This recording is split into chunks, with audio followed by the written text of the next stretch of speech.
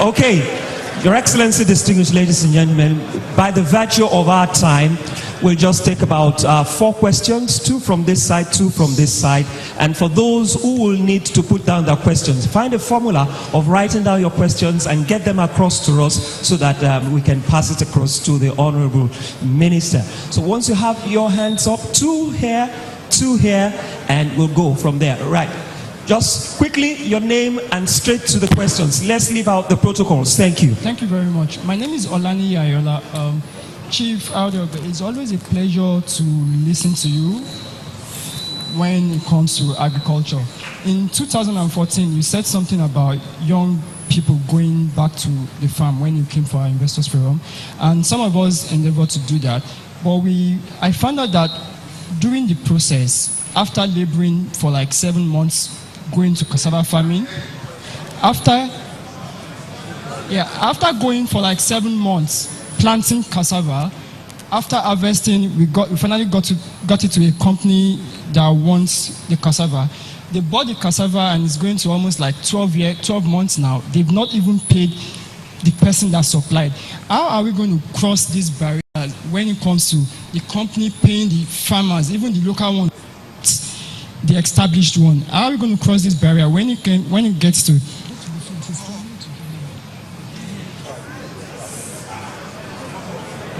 I said, the question is, how are we going to cross the barrier when it comes to local farmers supplying their cassavas to companies and the companies over months refusing to pay them? This is very discouraging when it comes to young farmers. Thank you very much, sir. All right, the lady there, that's number 2.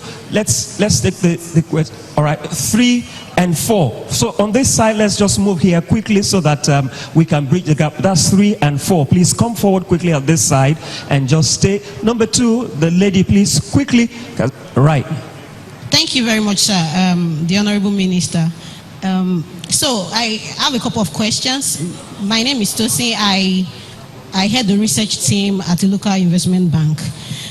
So we understand that the youth should go back to farming, but there are a number of fundamental issues beyond financing. Pricing is one of them, sir. There's volatility of market prices.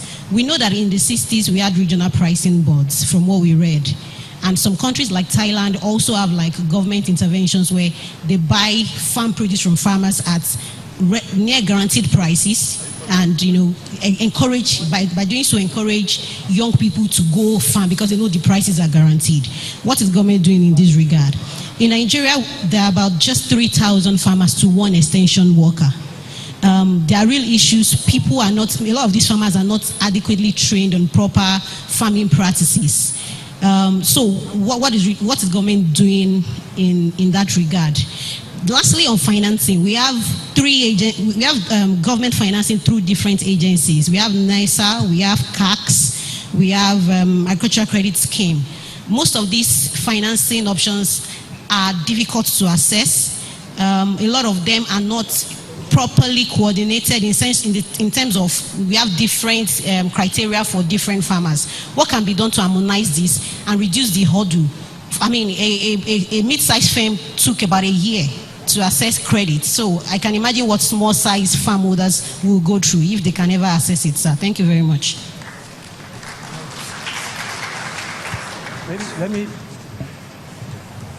Let me deal with the first 2 questions. The young man who supplied cassava to some company which failed to pay, that's an unfortunate development, really.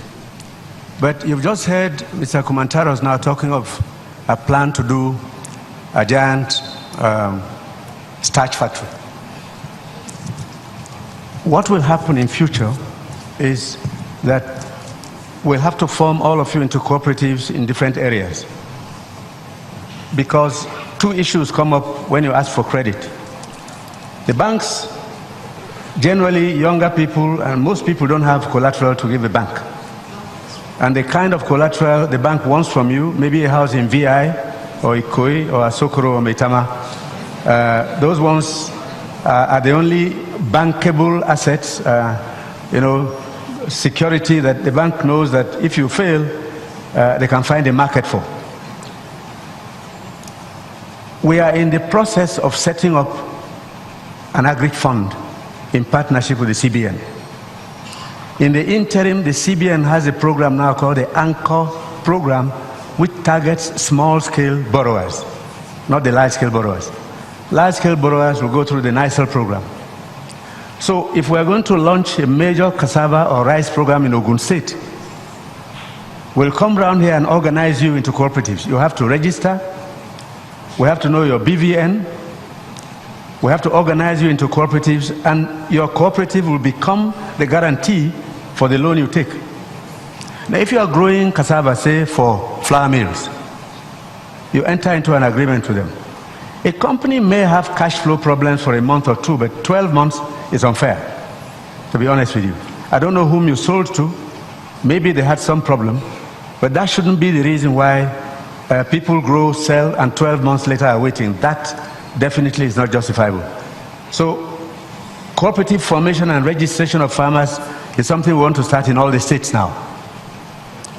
Those who want to grow rice, those who want to grow cassava, those go into bananas. Mr. Carlos from South America is going to come around here because we want to go into huge banana production. Each cooperative will be a pressure group on both the uptaker and the CBN. And the CBN is willing to invest heavily in the small-scale farmer, credits of about $500,000 and below. We have just finished an experiment in Kebbi State. 78,000 farmers borrowed a total of about $9 billion from the CBN under the Anchor Growers Program. No borrower took more than 210,000 naira. They have planted rice, and we are expecting something in the neighborhood of 1 million tons of paddy. And the cooperatives, through their registration, are making sure that their members pay when they sell the rice. And the members themselves assured us that they will pay when they sell their rice. The beauty is that the big rice millers are waiting. In fact, the big rice millers will pay the CBN and deduct it from the sale of the rice which is coming from the farms. I do not know who this company is, but I think that will not continue for long enough. What Kumantaros wants to do will require anything up to 40,000 farmers growing cassava. If you register with such a viable group, it is better still. But if we decide to go into chipping, which is simpler, then cassava production will take a new turn, because we'll be here to help young people or old people organize cooperatives. You chip, you dry. Drying is one of the problems we have. Because the rainfall level in Ogun State is one of the highest. You have 2,800 millimeters of rain per annum, which is like rain almost all year round, sparing only about 2 months. That becomes difficult to dry outside. And FIRO says they can make dryers for us. So we have centers for drying the chips. If that happens and we're exporting chips to China, there's no reason why anybody should owe you. And if that happens and you're selling cassava to Kumantaros, there's no reason why, because here is a bigger company with a bigger reputation, a better organization, and I believe a stronger financial base that won't let you down. Because it's not fair to you, a beginner, to be owed 12 months down the road. Now, the lady who asked the question about financing, the Anchor program is your best bet. The CBN, we were together with the CBN governor yesterday. He actually told me he has spoken with the Ogun State governor, and the program is going to be launched anywhere the state is ready. We are coming here to do it. So again, let me apologize to young people who have tried and have been burnt. But don't run. We have to make it successful for you, because we have no choice. It's not about we're all happy now. Tomorrow may not be a happy day if we don't make you happy. And we, your parents and grandparents, have one anxiety: you should be happier than ourselves. And that's the truth before God and man. If what we are doing is not going to prepare for your future, then it's a futility. Because we've done our time, we'll go. We don't want Nigeria to perish. So it's a serious issue, And why your governor is working on these things and we're coming around is that we want to design a program for your own self-sustenance and happiness. So we'll be back, and if he calls me tomorrow and I have to cancel everything else and come, I'll be here. It's not about just being minister and being happy with myself. That's not the issue. I'm an elder in this society. The society has treated me well. I owe this society something. That's the truth. Can we take questions 3 and 4? Can you just move forward a little bit for the sake of camera, quickly?